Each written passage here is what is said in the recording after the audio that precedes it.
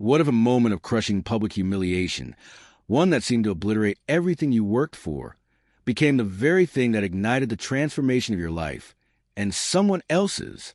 Evelina Warwick, 23, balanced a tray of martinis, her wrists aching from a double shift at the Silver Chalice. The upscale bistro chandeliers cast a warm glow over Manhattan's elite, but for Evelina, it was a battlefield. A third-year art student at Pratt Institute, she dreamed of curating galleries filled with bold works that spoke of struggle, resilience, and hope, art that could heal a fractured world. Instead, she scraped by on tips to cover rent for her cramped Brooklyn walk-up and medical bills for her 16-year-old sister, Serafina, whose chronic kidney disease stole her strength and Evelina's sleep. Serafina's dialysis appointments were a relentless clock, ticking down their savings to $237.43. The restaurant hummed with wealth, laughter, clinking glasses, the rustle of designer dresses. Evelina's manager, Thane Carver, a wiry man with a permanent scowl and a knack for groveling to VIPs, hissed as she passed. Table 12, Evelina. Gideon Ashbourne. Don't screw this up.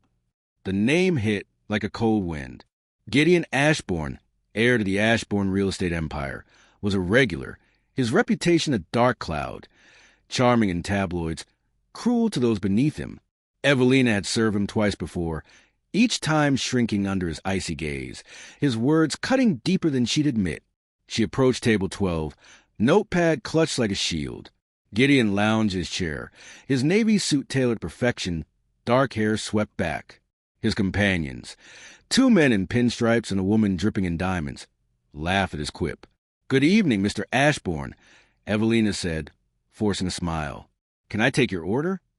Gideon's eyes flicked up, cold as steel. "You again," he said, though she'd served him flawlessly before. "What's your name? Or are you just another forgettable face?" "Evelina," she said, her voice steady despite the sting. "The specials tonight." "Spare me," he snapped, leaning forward.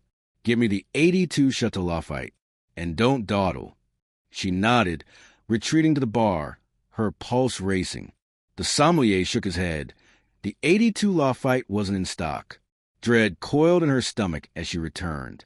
"I'm sorry, Mr. Ashbourne. We're out of the 82. We have an 85. Gideon's laugh was a whip crack, silencing nearby tables. "Out!" His voice rose, drawing every eye. "Do you know who I am? This is why dives like this hire amateurs." He stood, towering over her, his face twisted with disdain. "You're incompetent. What's your name again, Evelyn?" "Evelina," she whispered, her face burning as Diner stared. "Evelina," he sneered, his voice ablade. "You're a walking disaster. Get me your manager before I have this place shuttered." Fame materialized. "All apologies. Mr. Ashbourne, I'm so sorry. Evelina's new. We'll comp your meal." "New," Gideon scoffed. "She's a liability. Fire her, or I'll make sure this place is a ghost town by next week."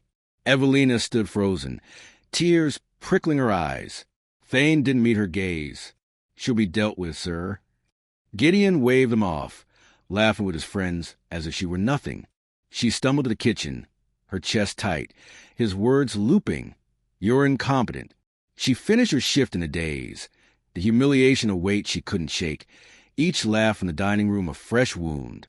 The next morning, Evelina trudged to the Silver Chalice, her eyes puffy from crying. Serafina had spiked a fever overnight, her dialysis appointment looming like a guillotine. The thought of Thane firing her made her stomach churn. She couldn't lose this job, not now, with Serafina's medical bills piling up and her own dreams slipping further out of reach. As she neared the restaurant, she stopped short. A black Rolls-Royce Phantom blocked the entrance, its chrome grille gleaming under the gray sky. Pedestrians gawked.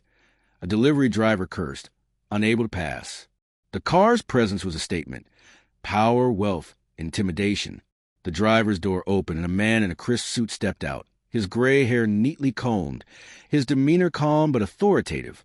"Miss Warwick?" he said, his voice cutting through the street noise. Evelina blinked, her throat dry. "Yes." "I'm Elton, Mr. Ashbourne's chauffeur. He'd like to see you. Please come with me." Her heart plummeted. Gideon Ashbourne? Was this about last night? Was he suing her? Blacklisting her? She glanced at the restaurant, where Thane watched from the window, his face pale, his eyes darting nervously. I have a shift. It won't take long, Elton said, opening the rear door with a gentle nod. Mr. Ashbourne insists. Reluctantly, she slid into the car's leather interior, the door closing with a soft thud that felt final. The Rolls-Royce glided through Manhattan, its silence unnerving. Skyscrapers blurred past, their reflections dancing on the car's polished surface. Evelina's mind raced. What did Gideon want? To humiliate her again? To ensure she'd never work in the city? Her hands twisted in her lap, her thrift store sneakers stark against the car's plush carpet. The car stopped at Ashbourne Tower, a glass monolith piercing the clouds. Elton led her to a private elevator, which soared to the penthouse. The doors opened to a vast office, its floor-to-ceiling windows framing the city like a living canvas. Behind a massive oak desk sat a man in his 60s, his silver hair and piercing blue eyes marking him as an Ashbourne, but not Gideon. Miss Warwick, he said, standing with a grace that belied his age. I'm Cornelius Ashbourne, Gideon's father. Please sit. Evelina perched on a leather chair, her pulse hammering. Cornelius's presence was commanding, yet his tone was warm, almost paternal, a stark contrast to his son's venom. I owe you an apology, he said, his voice steady. My son's behavior last night was deplorable. I've been too lenient with him for too long. She stared, unsure how to respond, the weight of the previous night still crushing her. Thank you, sir, but I'm not finished, Cornelius said, raising a hand with a gentle authority. Gideon's entitlement is my failure as a father. I want to make this right and teach him accountability. I have a proposition for you. Cornelius leaned forward, his gaze steady, his eyes searching hers as if measuring her resolve. I'm funding a community center in the Lower East Side, art programs, job training, youth outreach, cultural preservation. It's my legacy, a chance to give back to a city that's given me everything. I want Gideon to run it, to learn responsibility, to understand the weight of his privilege. But he needs someone to keep him grounded, someone resilient, principled, with a fire he can't ignore. That's you, Miss Warwick. Evelina frowned, her hands clenching in her lap. Me? I'm a waitress, Mr. Ashbourne. I'm nobody. You're more than that, he said, his voice firm but kind. I've done my research. You're an art student, top of your class at Pratt. Your professors speak of your vision, your ability to see beauty in broken things. You care for your sick sister, juggling school and work without complaint. You didn't break under Gideon's tirade last night, though most would have. I need you as a community outreach coordinator. Manage the project, oversee volunteers, and guide Gideon. Be his moral compass, his mirror. Her mind reeled. The offer both a lifeline and a trap. With respect, sir, your son humiliated me in front of a room full of people. He called me incompetent, a disaster. Why would I work with him? Cornelius's expression softened, a flicker of regret in his eyes. Because I'm offering $130,000 a year, plus full benefits, including comprehensive health coverage for your sister. If you succeed, there's a role with the Ashbourne Foundation, a junior curatorship, with a clear path to senior leadership. You'd never worry about Seraphina's bills again. You could build the life you've dreamed of. The number hit like a thunderbolt. Seraphina's treatments cost $12,000 monthly, more than Evelina earned in a year. A curatorship was her dream, buried under years of struggle, a faint hope she'd nearly abandoned. But Gideon's face, his sneer, his cruelty, flashed in her mind, his words echoing. You're a walking disaster. The thought of facing him daily made her stomach churn. What if he doesn't change? She asked, her voice barely above a whisper. Then you've earned a salary, experience, and a chance to make a difference, Cornelia said. But I believe you can reach him. You have a strength he lacks, a perspective he's never had to face. 6 months, Miss Warwick. Will you try? Evelina thought of Seraphina, pale and shivering in her hospital bed, her smile fading with each passing day. She thought of her sketches, gathering dust in a drawer, her mother's voice echoing from childhood. Art can change the world. Evelina. She thought of Gideon's words, a wound still raw. I'll do it, she said, her voice firm, a spark of defiance igniting within her. The community center was a crumbling brick building in the heart of the Lower East Side, its windows boarded, its walls scarred with graffiti in vibrant reds and blues. Inside, it smelled of mildew and possibility. A spacious art studio, a gym, classrooms, a small theater for community performances. Evelina's first day was chaos. Volunteers argued over missing supplies. The plumbing leaked, and Gideon arrived 2 hours late, sunglasses perched on his nose, a smirk playing on his lips. Well, Evie, he drawled, leaning against the wall, his designer coat out of place in the dusty room. Daddy's little watchdog. What's the plan? It's Evelina, she said, shoving a clipboard into his hands. We're setting up the art program. You're helping unload paint. Gideon laughed, a sharp, mocking sound. I don't do manual labor. Delegate. She met his gaze, unflinching. If you want this place to work, you'll pitch in. Start with the paint cans. He rolled his eyes but complied, grumbling under his breath. The day was a nightmare. Gideon barked orders at volunteers, ignored her meticulously planned timelines, and left early for a meeting that smelled of bourbon and excuses. Volunteers whispered about his attitude, their frustration palpable. Evelina's confidence wavered, the weight of her decision pressing down. Had she made a mistake? The next weeks were grueling. Gideon undermined her at every turn, canceling meetings, dismissing her budgets as naive, mocking her ideas in front of staff, calling her the help with a sneer. Evelina's temper frayed, but she refused to quit. She stayed late, sketching murals for the art room, her hands smudged with charcoal. She befriended Marigold Vega, a single mother and volunteer who taught salsa classes with infectious energy, and Bear Holt, a former boxer running the youth program, his gruff exterior hiding a fierce loyalty to the kids. Their belief in the center's mission fueled her, a reminder of why she'd said yes to Cornelius. One evening, she found Gideon lingering in the studio, staring at her mural, a vibrant cityscape of kids painting, inspired by the neighborhood's Puerto Rican and Dominican heritage, with bold colors weaving stories of resilience. Not terrible, he said, almost grudgingly, his usual smirk absent. She didn't respond, but it was a crack in his armor, a fleeting glimpse of something human. At home, Serafina's condition worsened. Her fever spiked, and doctors warned of potential transplant, a procedure that could save her life but carried risks. Evelina juggled hospital visits with work, sleeping 3 hours a night, her eyes shadowed with exhaustion. One night, Serafina, pale and fragile, held Evelina's hand, her voice barely a whisper. You're killing yourself for me, Evie. Maybe it's time to let me go. Evelina's eyes welled up, her heart splintering. Don't say that. I took this job for you. We're fighting this together. Serafina's illness added a crushing pressure. Evelina needed the center to succeed, not just a Gideon, but for her sister's future. She poured her grief into her work, organizing art classes, job workshops, and a weekly open mic night that drew local poets, musicians, and storytellers. The community began to respond. Kids showed up for painting sessions, adults enrolled in training programs, and families packed the theater for performances. But Gideon remained a wild card, his arrogance a constant hurdle, his fleeting moments of decency overshadowed by his entitlement. 3 months in, a new threat emerged. Percival Langston, a rival developer and nemesis of the Ashbourne Empire, coveted the center's land for a luxury condo project that would gentrify the neighborhood, displacing families like Marigold's. He pressured the city council, spreading rumors of mismanagement at the center. Volunteers grew anxious, and funding stalled, threatening programs Evelina had fought to build.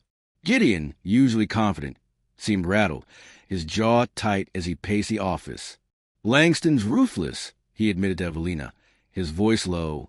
He's been after my father's empire for years. This center is just another pawn. Evelina refused to let Langston win. She rallied the community, organizing a petition and a protest at City Hall, with Marigold and Barrett mobilizing residents. Gideon hesitated. His father's empire had tangled with Langston before, and he feared escalating the feud.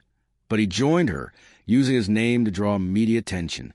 Their united front made headlines, with residents chanting, "Save our center." The council backed off, but the victory felt fragile, Langston's shadow looming. Langston didn't stop. He dug into Evelina's past, uncovering her financial struggles and Serafina's illness. An anonymous tip to the press painted her as a gold digger, exploiting the Ashbournes for personal gain. The rumors stung, each headline a fresh wound. But Evelina held her head high, refusing to let Langston's tactics break her. She confided in Marigold, who hugged her tightly. "You're stronger than they know. Querida, keep fighting." Evelina found an unexpected ally in Harlow Quinn, a former Ashbourne employee who'd left the Empire after clashing with Gideon years ago over his reckless behavior. Now a journalist with a reputation for exposing corruption, Harlow offered to investigate Langston's dealings. "I know what it's like to be dismissed by an Ashbourne," Harlow told Evelina over coffee, her eyes sharp but kind. "But you're different. You're fighting for something real, not just power or money." Harlow's articles exposed Langston's shady land deals, revealing bribes and forged permits. The story shifted public opinion, drawing support from local activists and council members. The center gained momentum, but Harlow warned Evelina, "Langston doesn't forgive. He'll come for you next. Watch your back." For months in, Evelina faced a personal blow. Thane, her former manager at the Silver Chalice, bitter over her departure and emboldened by Langston's campaign, spread lies to the center's board, claiming she'd stolen tips and sabotaged the restaurant. The accusations were baseless, but they fueled Langston's smear campaign, with tabloids printing headlines like "Ashbourne's pet project run by a thief." Some board members questioned her integrity, and Evelina's curatorship hung in the balance, her dreams teetering on the edge. Gideon, to her shock, defended her at a tense board meeting.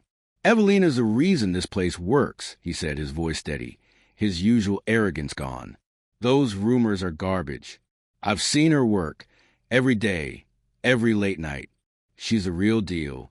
His support stunned her, a flicker of warmth piercing her guarded heart. But the damage was done. Evelina felt the weight of suspicion, her dreams slipping away. She confronted Thane at the restaurant, her voice shaking with fury. "Why are you doing this? I worked myself to the bone for you." Thane sneered, his eyes cold. "You think you're better than us now? Running with billionaires? You're nothing, Evelina. You'll always be nothing." She walked away, tears streaming, but resolved to prove him wrong. Marigold found her later, wiping her tears. "He's wrong. Evelina, you're everything to us." Evelina's relentless pace took a toll. One night, she collapsed from exhaustion at the hospital after a late-night visit to Serafina, alarming her sister and the nurses.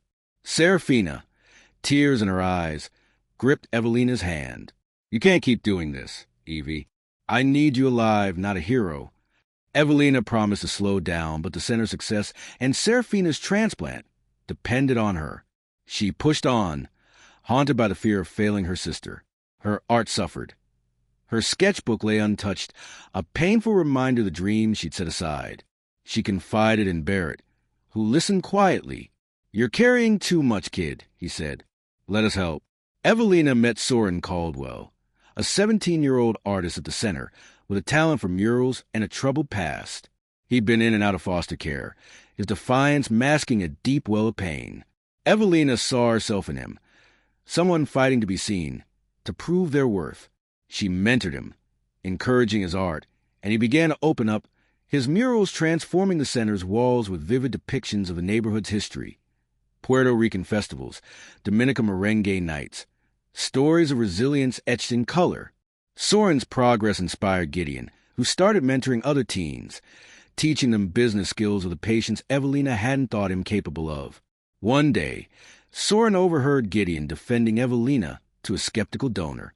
"She's the heart of this place," Gideon said, his voice firm. Soren told Evelina, his eyes bright. "He's not as bad as I thought, Miss Warwick."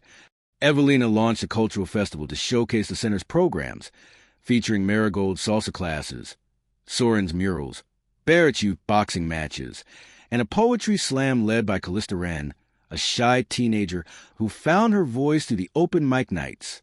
The festival drew hundreds, including local leaders, artists, and media.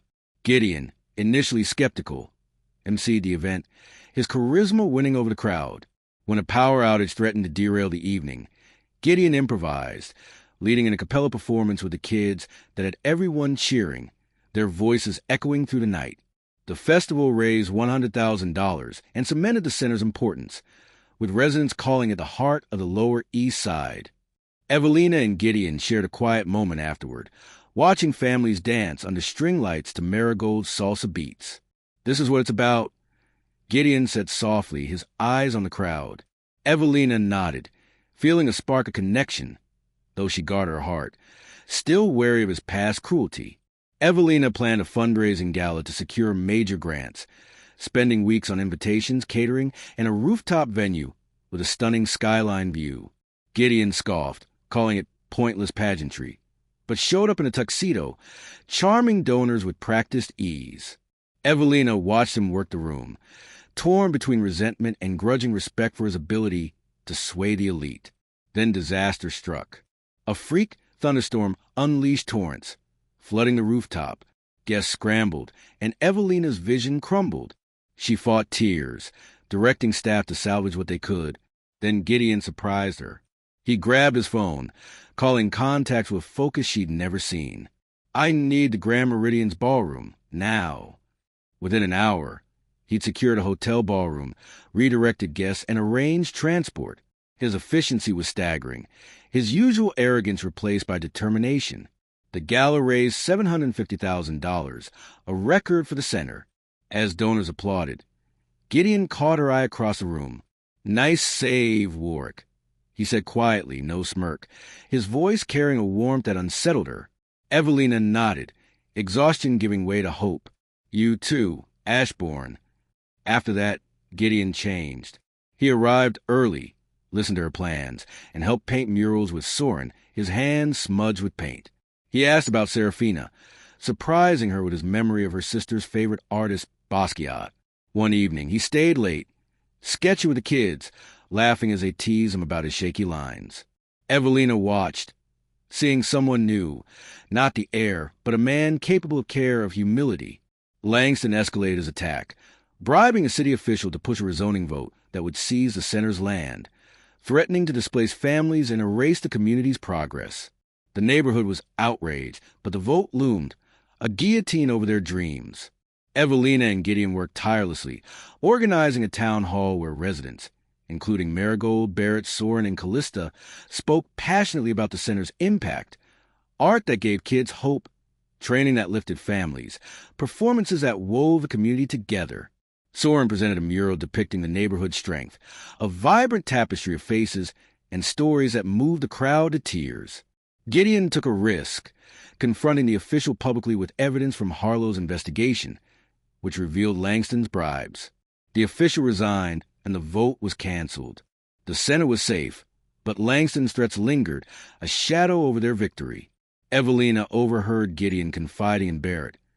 "I've never fought for anything like this. It's terrifying, and it's everything." Evelina found an old sketchbook from her childhood, filled with drawings she'd made with her late mother, an artist who died when Evelina was 10. The sketches, bright, hopeful scenes of Brooklyn streets, reminded her why she pursued art: to heal, to connect, to create beauty from pain.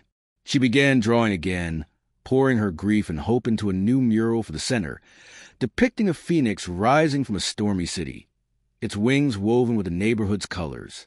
Gideon noticed her renewed passion, watching her sketch late one night. He shared his own vulnerability, his voice low. "My mother left when I was 8.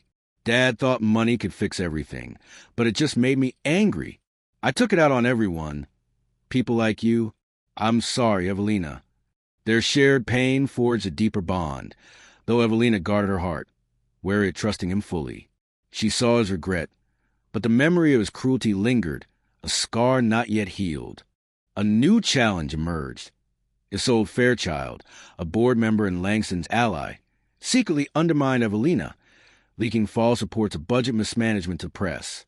Isolde's polished demeanor hid her ambition to curry favor with Langston, believing his victory would secure her a role in his empire.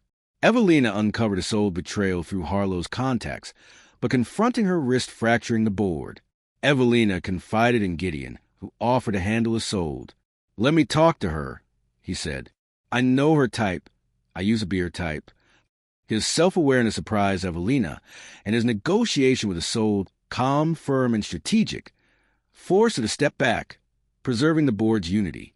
Evelina organized a youth summit, empowering teens like Soren and Callista to present their vision for the center's future. Soren led a mural workshop, teaching younger kids to paint their stories. Callista performed a spoken-word piece about her journey from silence to strength, earning a standing ovation. The summit drew city officials, who pledged additional funding, inspired by the teens' passion. Gideon supported the event, mentoring Soren on public speaking. Evelina watched him coach, his patience and encouragement a stark contrast to the man she'd met at the Silver Chalice.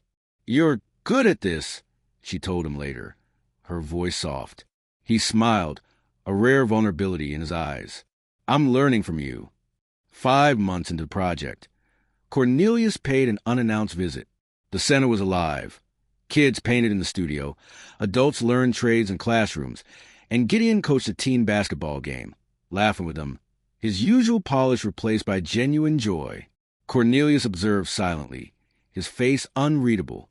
Evelina braced herself, her nerves raw from months of effort, her body exhausted from sleepless nights and hospital visits. In his office, Cornelius spoke, his voice steady but warm. "You've transformed this place, Ms. Warwick. And my son, he's not the boy he was, arrogant, lost. The Foundation's board is impressed. The curatorship is yours, and I'm recommending you for a senior role within 2 years." That evening, Gideon found her in the studio, staring at her Phoenix mural. "I owe you an apology," he said, his voice raw, his eyes meeting hers with vulnerability she'd never seen. "I treated you like nothing at the Silver Chalice. I was wrong. You're the strongest person I've met, Evelina. You made me want to be better." Evelina's throat tightened, tears prickling. "Thank you," she said, meaning it. "You're not what I thought either, Gideon." As the 6-month mark approached, Evelina prepared a final report. The center thrived, fully funded. With waiting lists for programs, its theater packed for weekly performances. Gideon led with purpose, mentoring teens like Soren and Callista. But at the final board meeting, Gideon dropped a bombshell. "I'm leaving the Ashbourne Empire," he said, his voice steady. "I'm staying here, running the center. This is where I belong." He looked at Evelina, his eyes soft. "Thanks to you, I found something real." The board gasped. Cornelius's eyes gleamed with pride, a rare smile breaking through. Evelina realized the transformation wasn't just Gideon's behavior. It was his entire life. The man who'd humiliated her had discovered meaning through her resilience, her fire. But the twist deepened. Langston made a final play, filing a lawsuit claiming the center's land was illegally zoned, threatening to seize it. Gideon faced a choice: return to the Empire to fight Langston in court, leveraging his family's legal resources, or stay and risk losing the center. He chose the center, rallying the community to file a counter-lawsuit. Harlow's investigation uncovered Langston's illegal tactics, including forged documents, leading to his arrest. The lawsuit collapsed, and the victory cemented Gideon's change and Evelina's impact. On her last day, Evelina stood in the studio, its walls alive with murals painted by kids she'd mentored, Soren's vibrant histories, Callista's poetic abstracts. The Ashbourne Foundation had offered her a curatorship, with a salary that would cover Serafina's transplant and beyond. Serafina was stable, her smile brighter than ever, her recovery a beacon of hope. Marigold, Barrett, Soren, and Callista threw a surprise party. Kids, staff, balloons, laughter filling the theater. Serafina was there, beaming, her sketchbook open to a new drawing. Gideon approached, holding a sketchbook of his own. "I made this," he said, handing it to her. It was a portrait of her and Serafina, vibrant and fierce, standing under a mural of Phoenix, its wings ablaze with color. "You changed me, Evelina," he said, his voice thick with emotion. "I'm not perfect, but I'm trying, because of you." Tears spilled down her cheeks. "You're not so bad, Ashbourne," she teased, her voice breaking. She hugged him, feeling the weight of their journey lift, the scar of his cruelty finally fading. The kids gave her a mural, a city skyline with her silhouette, holding a paintbrush, surrounded by stars and phoenix wings. Serafina squeezed her hand, her eyes shining. "You did this, Evie. You saved us." Walking home under the city lights, Evelina felt unbreakable. She'd turned shame into strength, not just for herself but for Gideon, Serafina, and the community. The girl who'd shattered under Gideon's scorn was gone. In her place was a woman who'd forged a legacy of resilience, proving that the darkest moments, when dignity is stolen, could birth the most radiant transformations. A year later, Evelina returned to the center for its anniversary celebration. The building was transformed, new windows, fresh paint, a rooftop garden where kids grew herbs and flowers. The programs had expanded, with a music studio and a tech lab funded by the gala's success. Soren led mural tours. Callista ran a poetry workshop, and Marigold's salsa classes drew crowds from across the city. Gideon greeted her at the entrance, his smile warm. "You started this," he said, gesturing to the bustling center. "We're just carrying it forward." Evelina shook her head, her heart full. "We did this together." The celebration included a new mural unveiling, Soren's masterpiece, depicting Evelina and Gideon side by side, surrounded by the community, a phoenix soaring above. The crowd cheered, and Evelina felt tears prick her eyes, the weight of their journey settling into a quiet joy. For years later, Evelina stood in the Ashbourne Foundation's Grand Gallery, curating her 7th exhibit, a groundbreaking showcase of art from marginalized communities across New York. The walls were alive with color. Soren's murals, Callista's abstracts, works from kids she'd mentored at the center, now a cultural hub for the Lower East Side. The exhibit, titled Phoenix Rising, drew thousands, its theme of rebirth resonating across the city. Gideon, now the center's permanent director, attended, his suit replaced by a simple blazer, his hands still smudged with paint from a morning with kids. Serafina, fully recovered from her transplant, stood beside Evelina, her own artwork, a vibrant portrait of their mother, featured in the exhibit. She graduated from Pratt, her talent blooming under Evelina's encouragement. Soren, now a senior at Pratt on a full scholarship, unveiled a new mural at the exhibit, a tribute to Evelina, depicting her as a phoenix soaring over a vibrant city, its streets alive with the faces of Marigold, Barrett, Callista, and the community. "You believed in me," he told her, his voice steady, his eyes bright with pride. "You changed everything." Marigold led a salsa performance, her laughter filling the gallery. Barrett coached a youth boxing demo, his gruff voice cheering on the kids. Callista read a poem, her words weaving stories of hope and struggle. The center had become a beacon, its programs transforming lives, its theater packed nightly with performances. As guests admired the canvases, Evelina caught Gideon's eye across the room. He raised a glass, a silent toast, his gaze warm with gratitude. She smiled back, her heart full. The journey hadn't been easy, humiliation, betrayal, exhaustion, but it had painted a future brighter than she'd ever dared dream. Serafina tugged her sleeve, pointing to her painting, a girl with a paintbrush, standing tall against a stormy sky, a phoenix at her side. "That's you, Evie," she said, her voice thick with love. "My hero." Evelina's eyes welled up. She hugged Serafina, feeling the weight of their struggles melt away. The silver chalice, Gideon scorned the Rolls Royce, they were shadows now, eclipsed by the light of what she'd built. Her story wasn't just about survival.